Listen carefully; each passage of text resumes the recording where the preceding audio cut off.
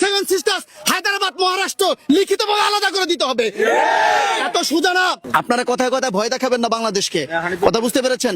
আমরা ইন্ডিয়াকে ডরাই না। হাদি নামের বিপ্লবী হাদি ব্রিগেড গঠন করা হবে। ভারতকে কে ঠেঙ্গায় না। আপনারা নেতারা ভারতেরকে ভয় দেখেন কেন?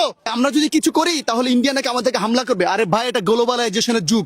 ইন্ডিয়া আমাদের কিচ্ছু ছিঁড়তে পারবে না। ইন্ডিয়া যদি আমাদের দিকে একটা বুলেট ছড়ে না, চারদিকে ইন্ডিয়াকে ঘিরে ছিঁড়ে খেয়ে ফেলাবো। আপনারা জানেন, ইন্ডিয়া যদি বাংলাদেশ দিকে নজর দেয়, ইন্ডিয়াকে 7টা রাষ্ট্র হারাইতে হবে। কাশ্মীর, সেভেন সিস্টার্স, ইন্ডিয়াকে লিখিতভাবে ত্যাগ করে তারপর বাংলাদেশের দিকে নজর দিতে হবে। আর একটা জিনিস আপনাদেরকে বলে যাই, আপনারা কথায় কথায় ভয় দেখাবেন না বাংলাদেশকে, কথা বুঝতে পেরেছেন? আমরা ইন্ডিয়াকে ডরাই না। আমরা 16 কোটি 20 কোটি স্বাধীন জনতা। আমরা যেই জাতি নিজেদের স্বাধীনতার জন্য, ভাষার জন্য এবং পরবর্তীতে স্বাধীনতাকে রক্ষা করার জন্য জুলাইতে ছোট ছোট শিশুরা যেখানে আত্মত্যাগ করেছে, সেখানে ইন্ডিয়াকে ভয়ের কিছু নাই। রাজনৈতিক নেতৃবৃন্দকে বলবো, আসেন সকলে হাদির মতো জজবা এবং প্রকৃত স্বাধীন এবং সার্বভৌমত্বকে আমরা বুকে লালন করি। যারা আজকে 71-এর চেতনার নামে দেশটাকে বিভক্ত করতেছেন, ভাই পৃথিবীর অনেক দেশই তো স্বাধীনতা অর্জন করেছে। স্বাধীনতা পক্ষে বিপক্ষে লোক থাকে, পরবর্তীতে সবাই মিলে দেশটাকে গড়ে। আজকে সিঙ্গাপুর ব্রিটিশ থেকে স্বাধীনতা অর্জন করেছে, তাই বলে কি সিঙ্গাপুর তাদের সাথে সংযোগ রাখে নাই?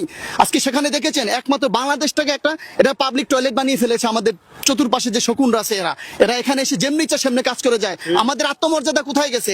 ওখান থেকে ইন্ডিয়া থেকে কিলার এসে আমাদের পিলখানা হত্যাকাণ্ড ঘটায় যায়। ইন্ডিয়া থেকে কিলার আসে হেফাজতের হত্যাকাণ্ড ঘটায়। ইন্ডিয়া থেকে কিলার এসে আমাদের ছাত্রদেরকে হত্যা করে যায়। তাহলে ইন্ডিয়া আমাদের বন্ধু হয় কিভাবে? আমাদের কি কোনো আত্মমর্যাদা নাই? আমরা কি এতটা নির্লজ্জ হয়ে গেছি? হ্যাঁ, আমরা এতটাই নির্লজ্জ হয়ে গেছি। ভারত থেকে কিলার আসে, ভারতের এজেন্সিগুলো আমাদের বাহিনীগুলোতে থাকে। তারা এখন সক্রিয়। 5 আগস্টের পরে যেই নীতিটা হওয়ার দরকার ছিল সেটা আমরা গ্রহণ করি নাই। আজকে আমাদের এখানে স্বৈরাচার এবং তাদের দোষরা এখনই হয়ে গেছে। এই দেশের সবচেয়ে বড় ব্যর্থ হলো জুলাইয়ের সবচেয়ে বড় ব্যর্থতা হলো আমরা জুলাইয়ের যে আন্দোলনটা সকলে মিলে করেছিলাম, ওই আন্দোলন অনুযায়ী স্বৈরাচার এবং তার দোষরদের বিরুদ্ধে এখনো কোনো কার্যকরী ভূমিকা আমরা নিতে পারি নাই। কথা বুঝতে পেরেছেন? এখনো কোনো কার্যকরী ভূমিকা আমরা নিতে পারি না। বিচার বিভাগে 2টা দল হয়ে গেছে, বাহিনীগুলোতে 2টা দল হয়ে গেছে, সাংবাদিকদের মধ্যে 2টা দল হয়ে গেছে।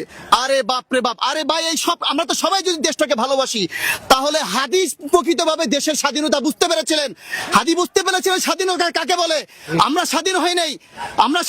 হাদি বুঝতে পেরেছিলেন যে সীমান্তে ফেলানি ঝুলে থাকলে এটা পরাধীনতা।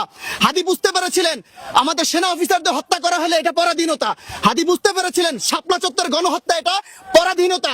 হাদি বুঝতে পেরেছিলেন জুলাই 3000 শহীদের যেই আত্মত্যাগ, এটাকে যদি ধরে না রাখতে পারে এটা পরাধীনতা। হাদি বুঝতে পেরেছিলেন এদেশে ভারতীয় এজেন্ডা বাস্তবায়নে যারা কাজ করে এটা আসল পরাধীনতা, এটা কোনো স্বাধীনতা নয়। এটা স্বাধীনতা নয়। ভারতকে চিনতে পেরেছে প্রতিবেশী সকল রাষ্ট্র। মালদ্বীপ ভারতের হাত থেকে আলাদা হয়ে এখন স্বাধীনভাবে বাঁচতেছে। নেপাল ভারতকে গুনেও না। আমরা কি নেপালের চাইতে দুর্বল? আমরা কি আমরা কি ভুটানের চাইতে দুর্বল? ভারতকে কে ঠেঙ্গায় না। আপনারা নেতারা ভারতেরকে ভয় দেখেন কেন? সাংবাদিক কামাল বলে, নাম কি, মাসুদ কামাল, ওটাকে ভারতের বিপক্ষে কথা বলো হাসানাত আব্দুল্লাহ। ভারত লম্বার মাথাও চিনতে পারবে না আমাদের। ভারত যদি বাংলাদেশের দিকে তোর নজর তুলে, কাশ্মীর, সেভেন সিস্টার্স, হায়দ্রাবাদ মহারাষ্ট্র লিখিতভাবে আলাদা করে দিতে হবে। এত সোজা না।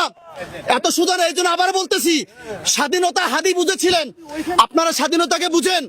আপনারা ক্ষমতার জন্য ভারতের নেতাদের সামনে মাথা নোয়ায় থাকেন। নেপাল ভারতকে গুনো না, আমরা কেন গুনবো? পৃথিবীর 4-5টা রাষ্ট্র থাকলেই কি তাদেরকে গুনতে হবে? এটা গ্লোবালাইজেশনের যুগ, কথা মনে রাখবেন। অনেকে বলে ভারত অনেক বড় রাষ্ট্র, তাতে কি হয়েছে? এখনো তারা রাস্তা পায়খানা করে। কাতারের মতো ছোট রাষ্ট্র ভারতকে গুনে না।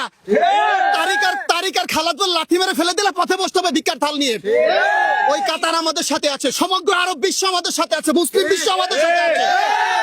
আজকে কাদের কারণে ভারতের সাথে আমাদের মাথা নোয়ানো থাকতে হয়? ইরানের যখন বিপ্লব হলো, 80 দিনের মাথায় বিপ্লবী রেভলিউশনারি গার্ড গঠন হয়েছে। সিআইএ এজেন্ট গুলোকে ফাঁসি দেওয়া হয়েছে, প্রকাশ্য ফায়ারিং স্কোয়াডের জেনারেল গুলোকে। এরপরে ইসরায়েলের যে ইগুলো ছিল তাদেরকে বের করে দেওয়া হয়েছে।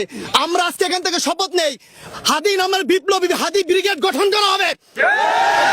গঠন করার জন্য স্বাধীনতা শুধু একটা পতাকা না, স্বাধীনতা হলো আমার মৌলিক অধিকার, আমার রাষ্ট্রের সার্বভৌমত্ব। এটাই করার জন্য মনে রাখবেন, 71-এর চেতনার নামে যারা ভারতকে এখানে স্টাবলিশ করার জন্য চেষ্টা করতেছেন না, জীবনও পারবেন না। এখানে পরবর্তী দেখবেন দেশটা বিভক্ত হয়ে গেছে। সকলে প্রতিদত্ত হবেন। আসেন আমরা এই চেতনা বাটাবাটি না করে, হাদি যেই জন্য জান দিয়ে গেছেন, আজকে জানাজা পরে আমরা সেই চেতনা বুকে লালন করে দেশটাকে এগিয়ে নিয়ে যাই।